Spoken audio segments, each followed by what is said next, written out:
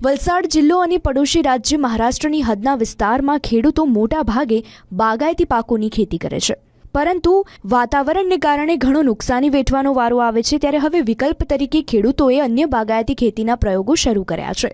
ત્યારે ઉમરગામ અને મહારાષ્ટ્રની હદ પર આવેલા બોરડી ગામમાં 2 પ્રગતિશીલ ખેડૂત બંધુઓએ લીચીની ખેતી કરી છે। લીચીની ખેતી એ માત્ર મહાબળેશ્વર, કલકત્તા અને ઉત્તર પ્રદેશના કેટલાક વિસ્તારમાં જોવા મળે છે। જો કે વર્ષો પહેલા આ ખેડૂત પરિવાર દ્વારા વિસ્તારમાં લીચીના છોડ લગાવ્યા। જતીન કાંકરિયા અને સચિન કાંકરિયા નામના 2 ભાઈઓએ આજે 2 એકર વિસ્તારમાં લીચીના 50 જેટલા છોડ લગાવી તેની ખેતી કરી અને તેમાં તેમને સફળતા પણ મળી રહી છે। આ ગુજરાત અને મહારાષ્ટ્રની બોર્ડરનો વિસ્તાર છે। એમાં મોટે ભાગે ચીકુ અને આંબાનો મોટે ભાગે ખેતી થાય છે। આ ખેતીમાં હવે ગ્લોબલ વોર્મિંગના હિસાબે થોડું ઘણું હવે આંબા અને ચીકુમાં નુકસાન થોડું આવે છે। એ પ્રમાણે અમે અમારા દાદા લોકોએ જ્યારે ઘર પૂરતી થોડી લીચીની લાગવગ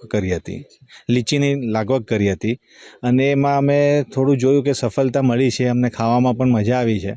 એ પ્રમાણે અમે પછી આ 2 એકરના પ્લોટમાં લગભગ 40થી 50 લીચીના છોડો વાવ્યા છે અને આજની તારીખમાં એનું ઉત્પાદન સારું આવે છે। વર્ષે દાડે લગભગ 7 થી 10 લાખનો અમને એમાં પણ ફાયદો થાય છે। આ ખેડૂત બંધુઓ માટે લીચીની ખેતી ફાયદાકારક પુરવાર થઈ રહી છે। આથી આ કાંકરિયા ખેડૂત બંધુઓએ 2 એકર વિસ્તારમાં લીચીના માત્ર 50 ઝાડ પરથી વર્ષે 10 લાખથી વધુની આવક મેળવે છે।